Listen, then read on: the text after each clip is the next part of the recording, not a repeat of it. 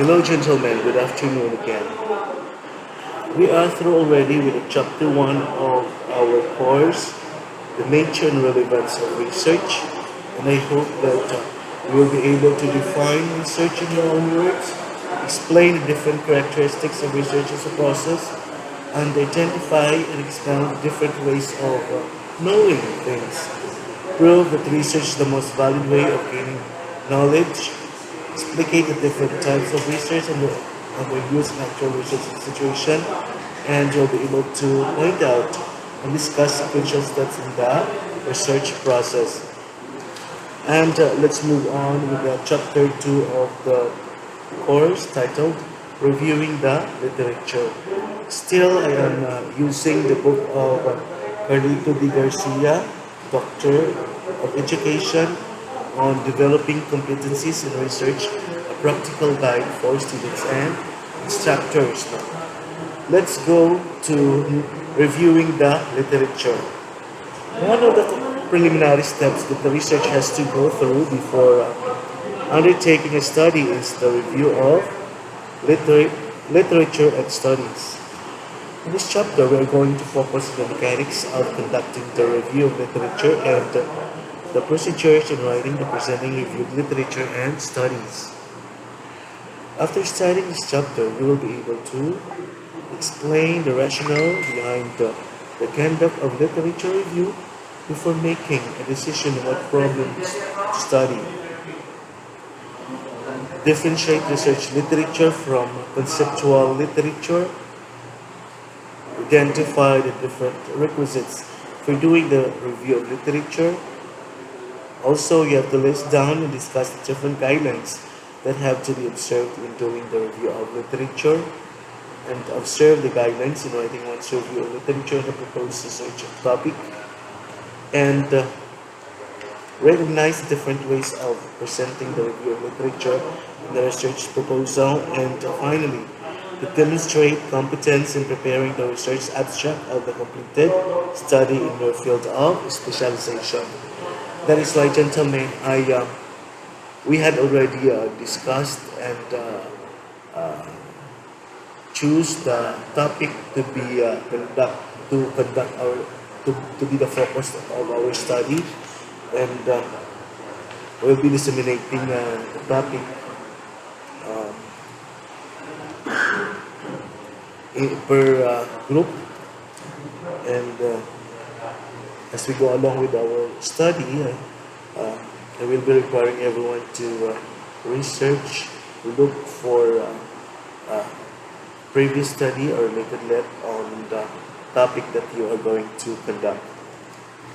Now, let's move on with the purposes of the review. The review of literature studies involves the critiquing or looking over again what others researchers have done in relation to the problem to be studied. Conducting the review serves as the following purpose. What are the purpose of the review, gentlemen? Number one, to broaden the researcher's knowledge based on the research area or topic. That is why we have to conduct study based on our area of specialization. Kumbaga, align ta na sa atin nga area. So, ginag-eskwelahan tayo bala. So, kung tungod nga maritime education ang eskwelahan ta, so you have only to focus on maritime education lang it. To ensure the originality in the conduct of one study. Yes, nga kinahanglan nato mag-review ang literature. To see to it bala ang ginakandak ng study has its own originality. Kaya ira kita kamaan nga nakandak ang galit dyan study, gin-duplicate lang or replicate lang natin, no? To help the researcher in designing this proposed study. So one also the reason is to help us as a researcher in designing our proposed study. Next is to provide the researcher insights on the strengths and weaknesses of previous study. So, the other purpose of getting the literature also is to see to it whether or not the previous study has its weakness, strengths, and weaknesses, and we will also based our study on the previous literature that we already collected. The other one is provide findings and conclusions of past studies which can be used in supporting the results of one research. No? Okay, there's already a previous study on the topic that you're going to conduct. Then you'll have to provide its findings and conclusions to support your research as well. You have also to verify or to prove whether or not that those previous study is aligned or in consonance or against with the result of the findings of your study. So, isa mo na sa mga purpose lang. And finally, to serve as basis for the researcher's formulation of the theoretical and conceptual frameworks of this study. So, isa man sa mga rason na sila is to also will guide a researcher to formulate our theoretical and conceptual framework of our study. Para maka-picture out of lang, ma-conceptualize mo lang yung mga research. Base man sa previous study nga pangtipon mo, no? So, muna purpose kang related literature. What are the requisites for doing the review? Reviewing the literature is not an easy task. It involves a systematic identification, search, and critical analysis of existing conceptual and research literature related to the researcher's topic or problem. When we say systematic, it starts with the step 1, followed by step 2, until final steps. Should follow certain steps, gentlemen. We should not jump into final steps without following the sequence of identifying the problems. Okay. Conceptual literature refers to ideas, concepts, and theories propounded by experts as containing books, free periodicals, and other standard references. On the other hand, research literature consists of empirical studies conducted by individuals and professionals in the given research problem or topic. When we say empirical studies, it supported with data, supported with validated data coming from different sources. In other words, hindi siya rao plagpat kang hindi mo lang ka data mo para puno abi mo siya ang result na.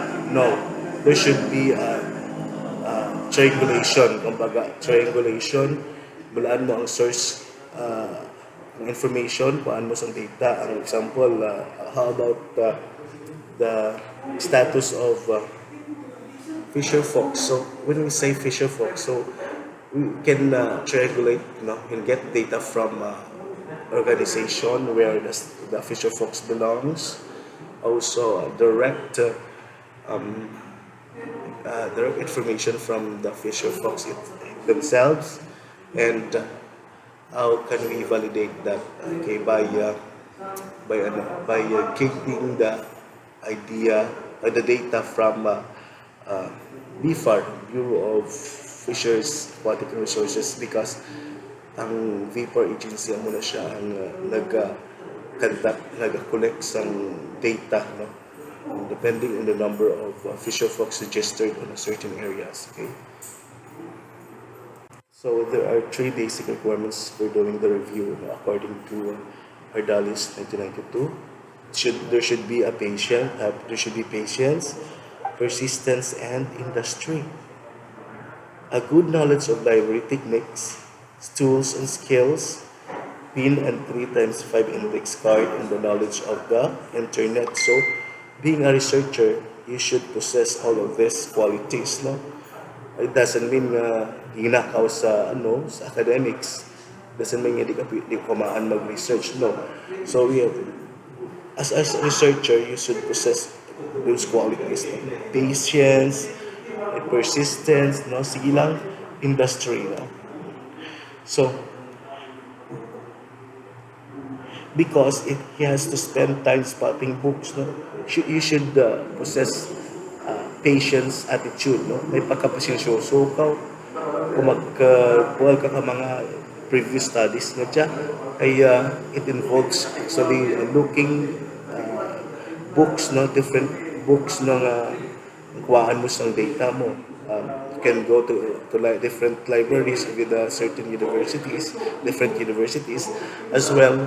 You have to search for ano, search over the internet and look for related studies, no?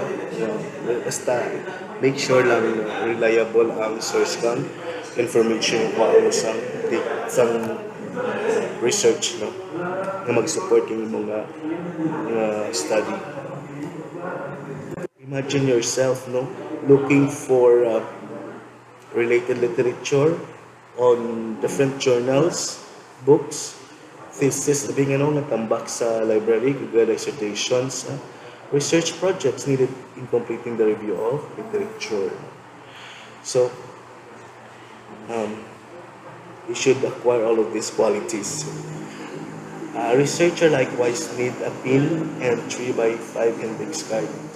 So, ako na strategy dyan on how to collect the related literature ay create a folder, no, exclusively for a certain research topic lang, no. Iba-iba nga topic, no. Iba-iba man nga folder ang gina-create ko.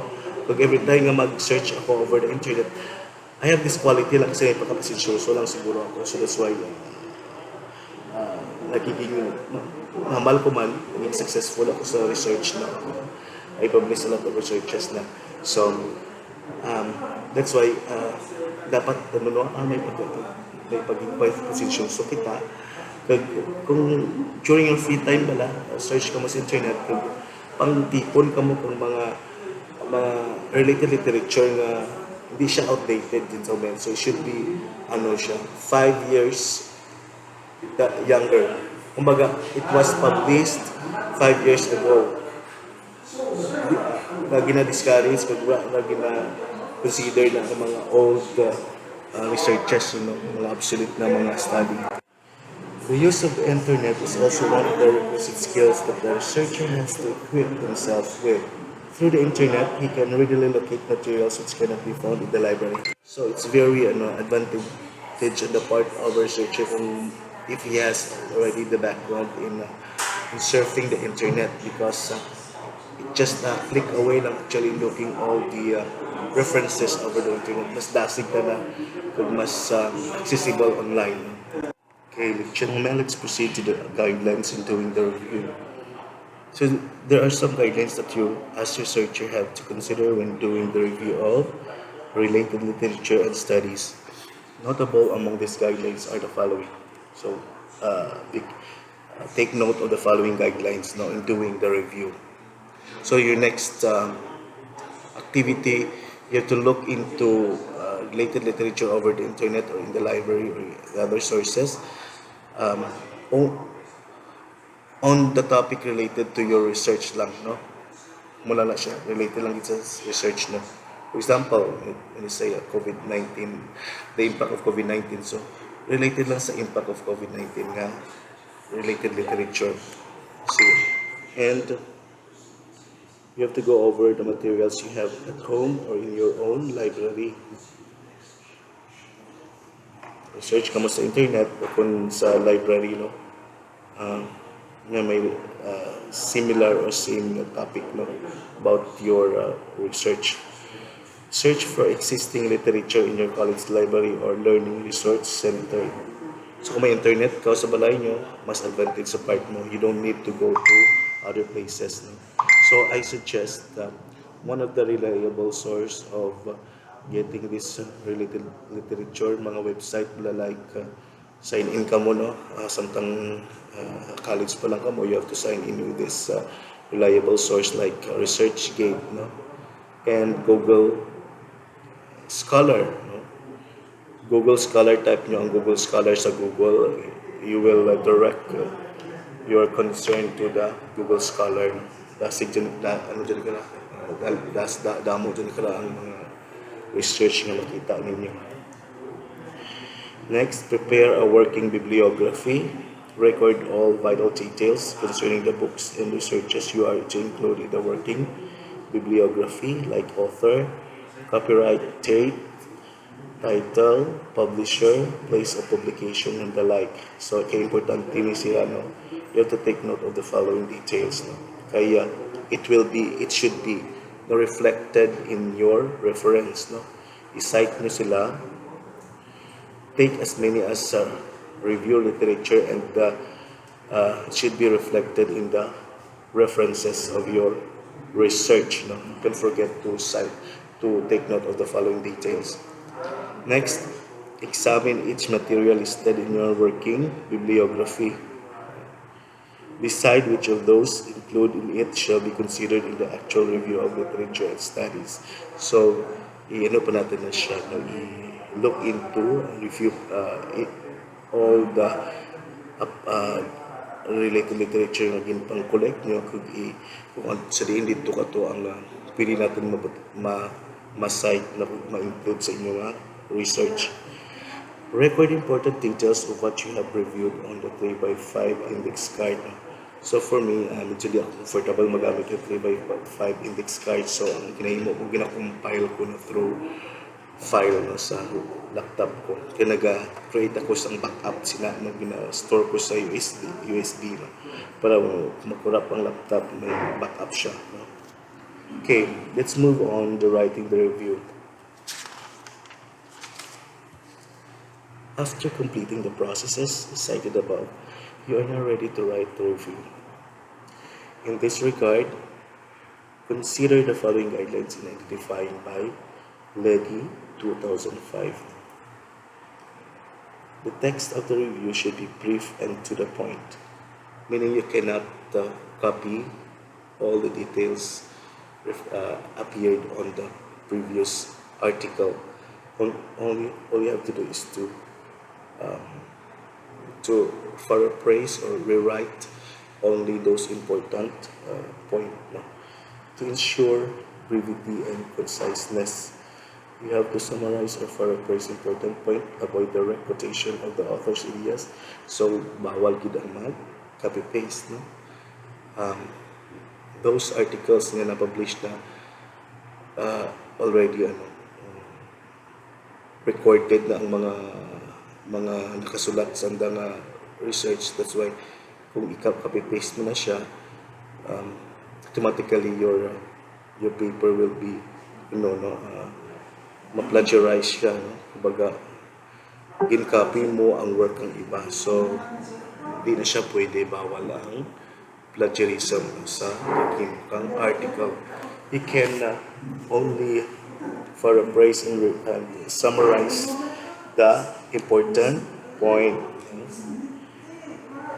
Next, have a plan on how you are to present the review. Prepare an outline before finally writing the review. This will ensure coherence and unity of ideas to be presented. The problem you are going to work on can serve as your outline for discussion early literature studies that are relevant to your intended research. No? So your next activity, no? You have to collect and gather all related literature over the internet or through the other sources like library, no? And we will summarize. No? We have to summarize all of this and present it in class. No? Next, emphasize relatedness. May pagka related. When you say related, they are similar with it. They are incoherent, identical. Keep the reader aware of the manner in which the literature you are discussing is related to your problem. So avoid downloading articles that are not related to your topic or to your area of study. Okay, try to point out precisely what the relationship is. Okay, so ang technique na kayo gentlemen, when Kung topic ay inyong research, for example, about the impact of COVID-19 among maritime students, no? One of my previous research na-publish ko rin na. So, i-type nyo sa website the impact of COVID-19. So, tanan nga research related sa impact of COVID-19 will appear, no, in the choices, no. So pilian nyo dyan kara ang pinaka rapid nga study sa imo nga topic, no. And finally, review the literature, don't reproduce it, no? Refrain from copying verbatim what the authors or researchers say. Critically review and discuss the literature in relation to your research work. Yun nga, no? Avoid the copying, no? Kung ano ang exactly word by word na nakasulat sa research, di gid pwede nga amo man lang nga word by word man nga isulat mo sa imong article because you will be charged against plagiarism, gentlemen. Bawal na siya sa research, no? Under ethical considerations. Next, how to present the review.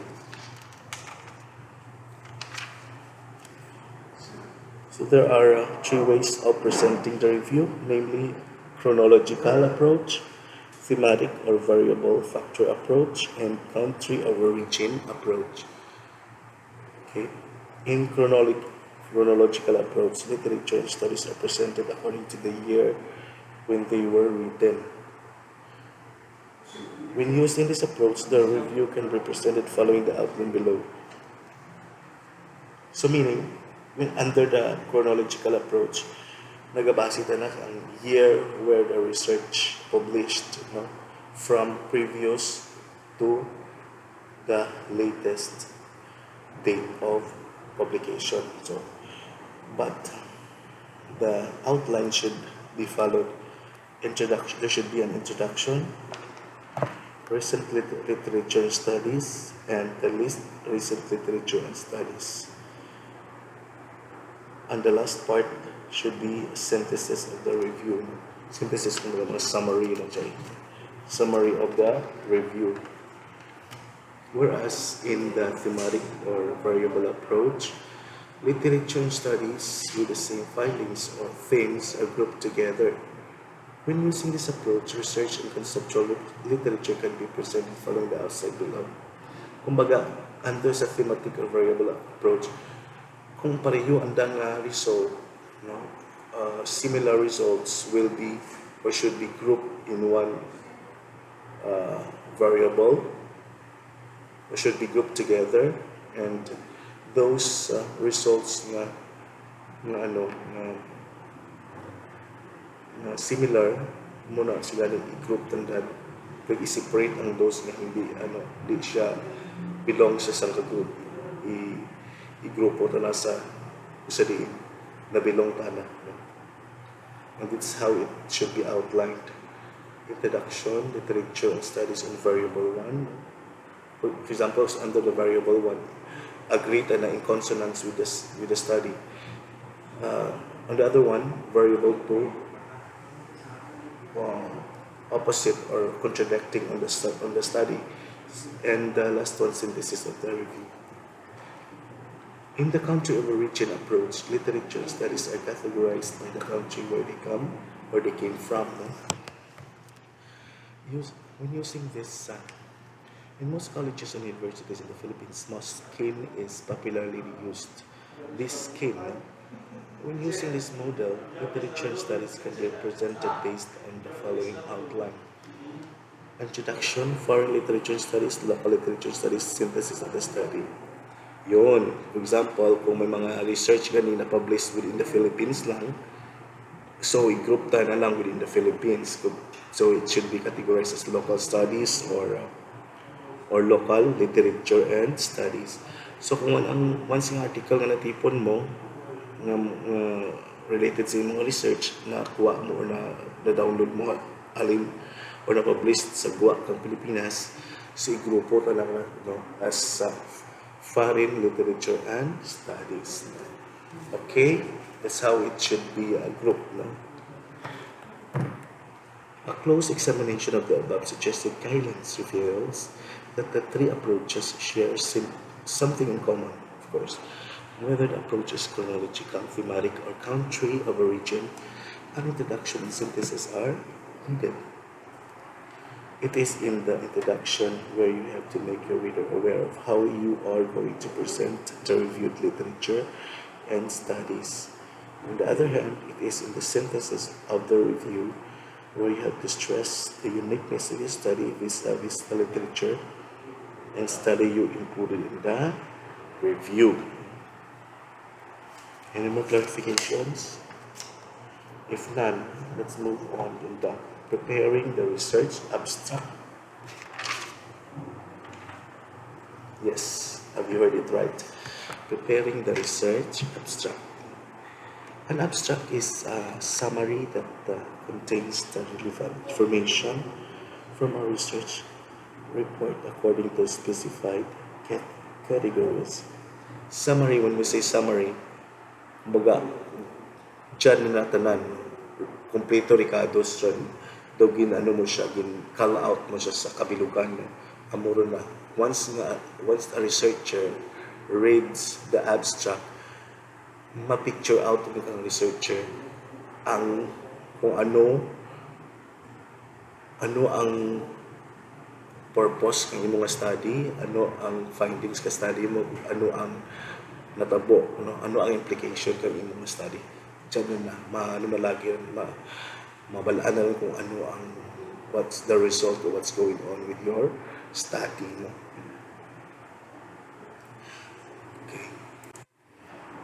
A good abstract contains the following information. There should be a problem stated in the abstract, hypothesis, if any, subjects of the study, ano yung mga anong focus mo, sino, methods and procedures, no? Ano ang methods and procedures yung gamit mo sa pagganda ng study nga dyan, and findings and conclusions. There should be a findings and conclusions reflected in your abstract. Problem, this is the statement of the research problem of the report being reviewed. It includes both the major and specific problems of the study. Hypothesis of the study, this specifies the hypothesis tested by the researcher in the study and the review, and subjects, the individual involved in the study, including how they were chosen or selected. So, pila sino ang ginkandakan mo sa study mo? Mga student ba lang, mga teachers, mga folks, local folks, mga experts, no? Depende sa mga target of participants, kung pira na sila kabilog. No? Methods and procedures, this section describes how the study was done. It includes such items as method of research utilized, instruments or data collection tools employed in the study, and the analysis performed with the researcher. Kaya, it is important to also include this one, methods and procedures, so that other researchers could have knowledge what methods are you going to use during the conduct of your study, and how you conduct the study. Findings and conclusions also should appear in the abstract, where it identifies the salient findings and conclusions of the study. They are usually numbered with the research report is quite lengthy. Yes. Before preparing the abstract, you have to record the following bibliographic information about the research report, which you will use in your actual bibliography: title of the research, name of the researcher, nature of the research, whether it is baby thesis, feasibility study, case study, thesis, or dissertation, year when the research report was completed, and the college, university that granted the degree to the researcher. So do not forget to write the important information about the researcher. So it should be reflected in the bibliography. And following the APA, or American Psychological Association format, the abstract is but a concise or brief summary of the purpose of study. Short na siya, lang siya, hindi siya pwede kapag gusto ka lang kung pinaka-word patang mo dyan. So its main points, methods, findings, and conclusions. With APA format, the length of the abstract should be a minimum of 150 words and a maximum of 200 words lang. So hindi kita pwede ka pa sobra kapag kulang sa 150 words and the maximum of 200 words. No? So very strict ang format kang APA. No? So it should only limit to from 150 to 200 words. And confined in a single paragraph. While the first line of the abstract is not intended, the line that contains the keywords that directly follows the abstract has to be intended. No? So, notice nyo may keywords yun. Para kung ang mga ibang researcher bala mag-type pala kang keywords nila. For example, ano ang yung keywords kang inyong study about the impact of COVID-19. So you have to include the keywords impact COVID-19, maritime students. No? So, para once nga researcher, no? That's your that's the short identity, no? That you can easily access by the researcher. No? Yung type na dahil lagi lang ng mga keywords nila, lagi automatically yung mga research ma-appear siya. So, while active voice and past tense is used in the abstract, present tense is used for conclusions and implications. So you have to be careful of using this tenses. No? Acronym included in it have to be defined. No? For example, APA, acronym of APA, American Psychological Association. So, sa first paragraph mo, you can define the acronym and the rest of the paragraph with using this acronym can pwede mo na siya magamit without duplicating. Diwatin mo lang types, pwede mo na siya. For example, sa first paragraph mo, APA, American, precise mga American Psychological Association. Next mga paragraph, APA na pwede, can be considered also. The following guidelines are to be observed in presenting the abstract following the APA format. The title of the abstract is centered at the top of the page. So, get ready with this, gentlemen. You have to write down the title at the center, at the top, centered on the top of the page. There should be no extra space before the title and the paragraph. The keywords are indented and italicized. Intention is 5 spaces from the left margin, followed by a colon. There is no period at the end of the keywords. Follow strictly the format of APA. Use Times New Roman font. 12 points, double space throughout the paragraph.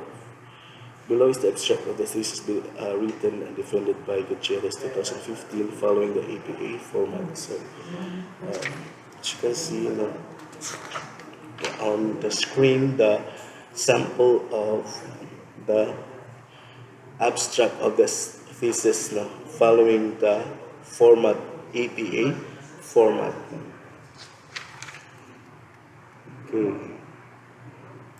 Okay, gentlemen, that ends the chapter 2 of our course titled Reviewing the Literature.